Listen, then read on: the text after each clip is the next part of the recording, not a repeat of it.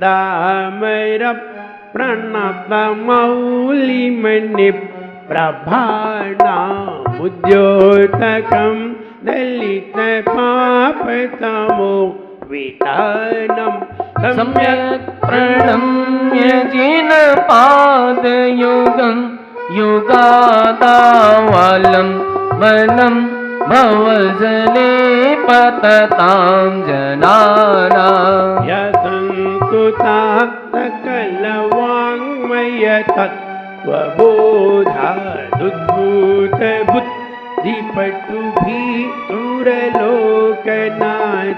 स्तोत्रैर्जगत् प्रीतय चित्तहरैः रुदारैः स्तोषेः किलाहमपि तं प्रथमं जिनेन्द्र चित्रं किमत्र यदि ते त्रिदशाङ्गनाभिर्नीतं मनागपि मनो न विकारमार्गम् कल्पान्तकालमरुता चलिता चलेन किं मन्दरात्रिशिखरं चलितं कदाचित् किं मन्दरात्रिशिखरं चलितं कदाचित्।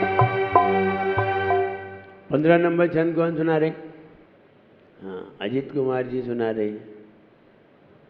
नमस्ते गुरु। नमस्ते देखिए, गुरु। सब लोग तैयारी करके लाया करो कि आज महाराज जी वाला छंद सुनेंगे, हम सुनाएंगे। ऐसा मन बना के घर से आया करो। मन बनाओगे तो मन बनेगा, वरना ऐसे ही बुद्धू रह जाओगे।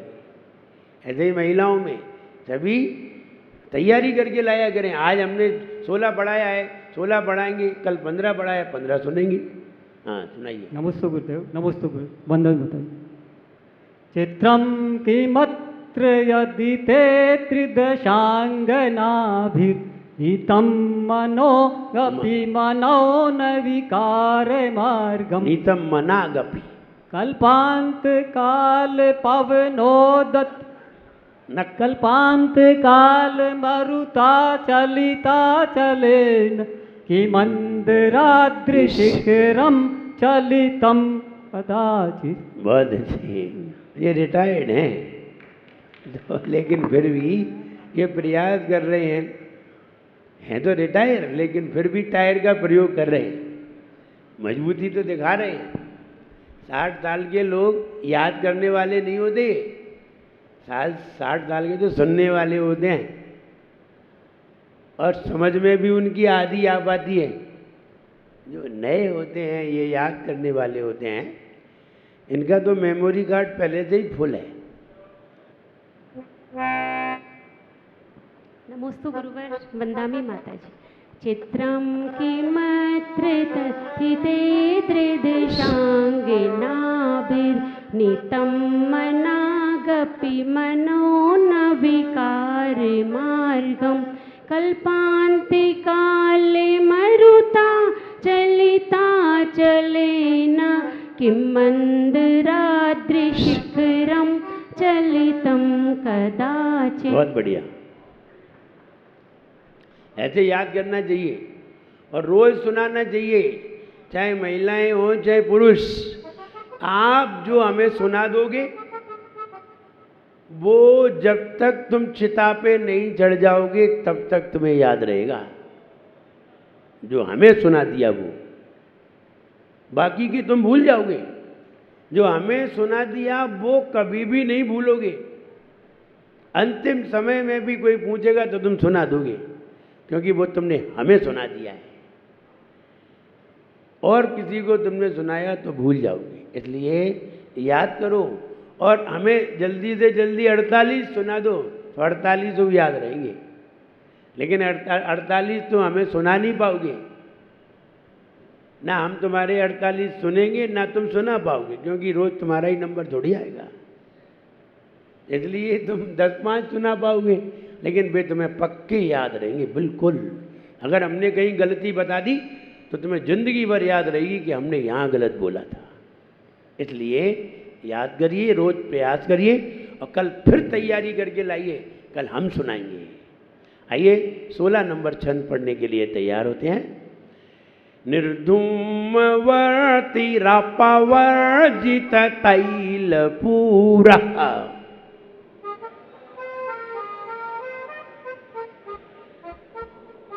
निर्धूमवर्ती रापावर्जित तैलपूरा।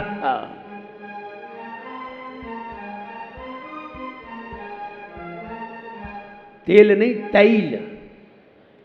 निर्धूमवर्ती रापावर्जित तैलपूरा।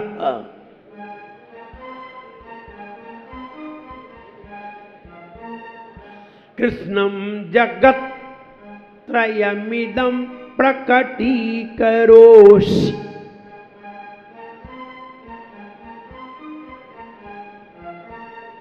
कृष्णं जगत्त्रयमिदं प्रकटीकरोषि।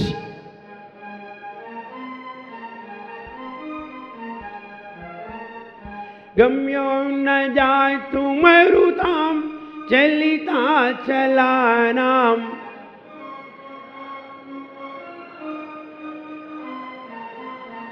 गम्यो न जातु मरुतां चलिता चलानां।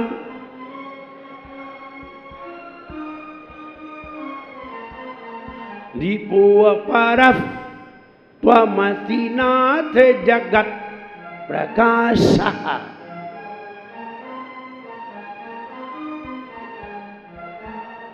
दीपो अपरः त्वमसि नाथ जगत् प्रकाशः।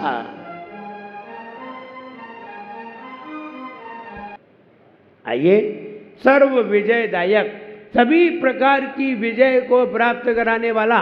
जैसे ही हम भगवान की प्रशंसा करते हैं, जैसे ही हम भगवान को कहते हैं भगवान, आपको दुनिया में कोई भी व्यक्ति कमजोर नहीं बना सकता, आपको दुनिया में कोई भी व्यक्ति ढक नहीं सकता, आपके ज्ञान को कोई दबा नहीं सकता। आप ऐसे हैं कि ना तो आपको कोई दबा सकता है, ना आपको कोई ढक सकता है, ना आपको कोई रोक सकता है। इस तरह की जब हम प्रशंसा करते हैं और इस तरह का गुणगान भगवान की स्तुति में लाते हैं, व्यक्ति स्वयं ही विजय प्राप्त कर लेता है। बाहर की चीजों पे तो छोड़ो, वो तो कर्मों पर भी विजय प्राप्त कर लेता है। वह व्यक्ति कर्मों पर भी विजय प्राप्त कर लेता है। और ताकत नहीं है, तुम अपने आप को भले ही ताकतवर समझो, लेकिन तुम ये मत समझो कि हम बहुत ताकतवर हैं। जरा सा कोई ताकतवर सामने आएगा, समझ में आ जाएगी कि हम ताकतवर हैं भी या नहीं है। वो तो घर में ही शेर हो जाते हैं कमजोर के सामने। घर में ही कमजोर के सामने शेर हो लेते हैं। जरा बाहर निकल के देखो, हम लोग हैं, जैन समुदाय के लोग हैं, लड़ते हैं तो कहाँ लड़ते हैं? मंदिर में। क्यों लड़ते हैं? कि मंदिर में न जूता चप्पल होते हैं, न डंडे आदि होते हैं, तो लड़ेंगे तो मुंह से ही लड़ लेंगे। लड़ेंगे तो मुंह से ही लड़ लेंगे, ज्यादा होगा तो हाथ पांव चल जाएंगे, बस इससे ज्यादा कुछ नहीं होगा। बाहर नहीं लड़ते मां सड़क पे। बाहर तो मां देखो, तुम बाहर में भोजन में देखो, सब एक साथ बैठे होंगे। सबरी लड़ाई मंदिर में ही होगी। और जहां नहीं लड़ना चाहिए वहीं लड़ेंगे। जहां बिल्कुल शांत बैठना चाहिए, जहां हम शांति प्राप्त करने के लिए आते हैं, वहीं पूरी राजनीति करेंगे। इन्हें कहीं इलेक्शन लड़ना तो आते नहीं है, कहीं विधायक बनना तो आता नहीं है, सांसद बनना तो आता नहीं है। अब कहाँ लड़े? तो वजही में ही, मंदिर के चुनाव में, कहीं इनके चुनाव में, धर्मशाला के चुनाव में, बस इनमें ही लड़ते रहेंगे। और इन्हीं में लड़ लड़ के आपस में ही बट जाएंगे और जरा जरा से ग्रुप बना के घूमेंगे। बस यही अपनी वो दिखाएंगे ताकत। 4 व्यक्ति लड़ रहे थे एक जगह मंदिर में, बड़ी जोर से लड़ाई हो रही थी। मेरे प्रवचन चालू हुए, हमने कही भैया यहाँ काहे को लड़ते हो? लड़ना है तो गिरनार पर्वत पे जाओ। तो पता चले कितने तीरंदाज हो। तो सारी लड़ाई यहीं लड़ेंगे, यहीं अपनी विजय दिखाएंगे, हाँ हम बहुत विजयी हैं। इसलिए हम ये कहना चाहते हैं कि यहाँ ये बताया है कि भगवान के गुणगान गाओ, भगवान की प्रशंसा करो, भगवान को इस तरह से दिखाओ, ना आपको कोई ढक सकता है, ना आपको कोई रोक सकता है, ना किसी में ये हिम्मत है कि आपके ज्ञान में कोई रोक लगा दे।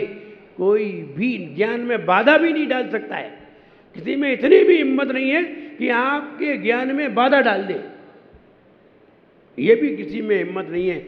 इस तरह की हम भगवान की स्तुति करते हैं, सर्व विजयदायी, सभी पे विजय प्राप्त करते हैं। व्यक्ति अपने आप को शेर समझता था, एक दिन पत्नी को आ गई गुस्सा और ले आई डंडा कस के, मोटर डंडा सा लेके आई, पलंग के नीचे घुसा था। तो पत्नी ने कहा निकल बाहर। बोले मैं तो शेर हूं, कहीं भी रह सकता हूं, और अपने आप को शेर भी समझ रहे हैं।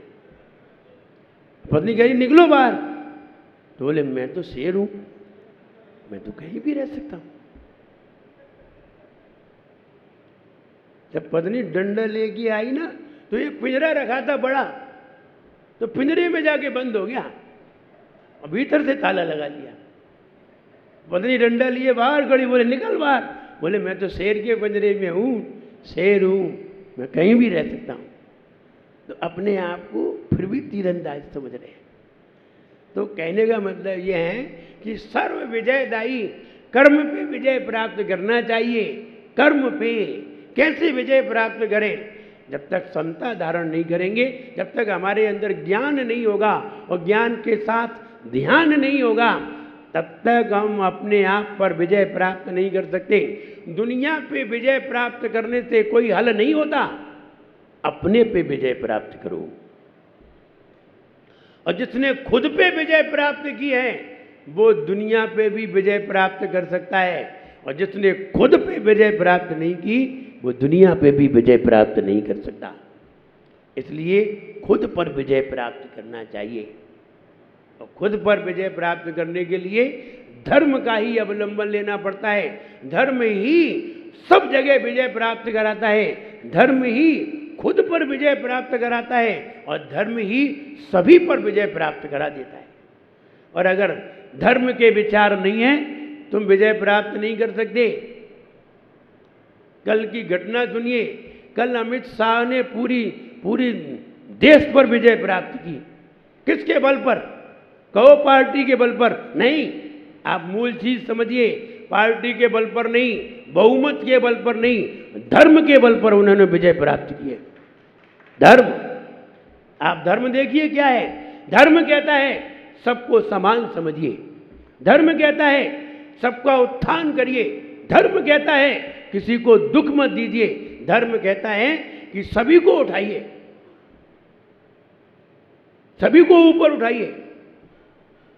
जहां धर्म की बात आई तो सारे लोग चुप रह गए, और जब धर्म की बात नहीं होती, अपने परिवार की बात होती, अपने गुट की बात होती, तो दूसरा गुट लड़ने के लिए खड़ा हो जाता।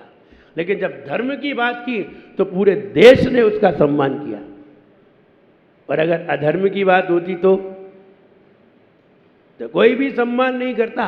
तो धर्म से विजय प्राप्त होती है, न कि अपने कार्यों से विजय प्राप्त होती है। अगर तुम्हारे कार्य में धर्म है, समानता है, तो तुम्हें विजय प्राप्त होगी। और तुम्हारे कार्य में समानता नहीं है, जो लोग असमानता की बात कह देते कल धरे रह गए,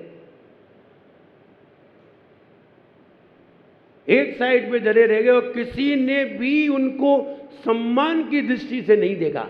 लेकिन जिसने धर्म की बात कही, पूरे देश ने उसके लिए सम्मान दिया। तो हम ये कहना चाहते हैं, धर्म से सम्मान होता है, लेकिन आदमी समझता है उस व्यक्ति ने सम्मान किया है, व्यक्ति का सम्मान करना चाहिए। व्यक्ति तो छिपा हुआ है, जो व्यक्ति जिस आधार से सम्मानित हुआ है उसका नाम धर्म है। इसलिए धर्म समझिए। हम भी धर्म पर, धर्म को अपने जीवन में अपनाएंगे, हर जगह विजय प्राप्त करेंगे। और साधु लोग धर्म ही अपनाते हैं, धर्म की बात ही बताते हैं और धर्म के संस्कार ही दिखाते हैं। इस कारण वो तीनों लोक पर विजय प्राप्त कर लेते हैं। सारे इंद्र इंद्राणी, सारे देवी देवता उनके सामने हाथ जोड़े नजर आते हैं। वरना किसके सामने देव झुकते हैं? किसी के सामने नहीं झुकते। देव बहुत ताकतवर होते हैं, वे उसी के सामने झुकते हैं जो उनसे भी ज्यादा ताकतवर हो। और ताकतवर के सामने दुनिया झुकती है, कमजोर के सामने कोई नहीं झुकता, ताकतवर के सामने झुकती है। इसलिए हमें ताकतवर बनना है, विजय प्राप्त करना है, तो हमें ये वाला भाव अपने जीवन में लाना चाहिए। इसकी जाप देखिए। ओम ह्रीम ह्राम नमो 14 पुवियानम। ओम ह्रीम ह्राम नमो 14 पुवियानम।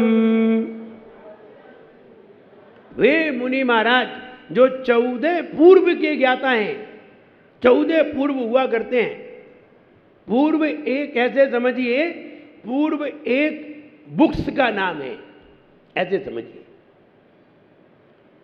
पूर्व एक बुक्स का नाम है। ऐसे 14 शास्त्र हैं, बहुत बड़े बड़े, एक एक शास्त्र में कई शास्त्र हैं। ऐसे 14 शास्त्रों का जिन्हें पूरा ज्ञान होता है, 14 पूर्व का जिन्हें ज्ञान होता है, वे मुनि महाराज विदेह क्षेत्र में विराजमान। ये वे मुनि महाराज नहीं है जिन्हें 1200 विद्याएं प्राप्त हो जाएं और विद्याओं में उलझ जाएं, विद्याओं में शान दिखाने लग जाएं, विद्याओं में अहंकार दिखाने लग जाएं। हमें ये वाली विद्या प्राप्त है, ऐसा अहंकार दिखाने लग जाएं।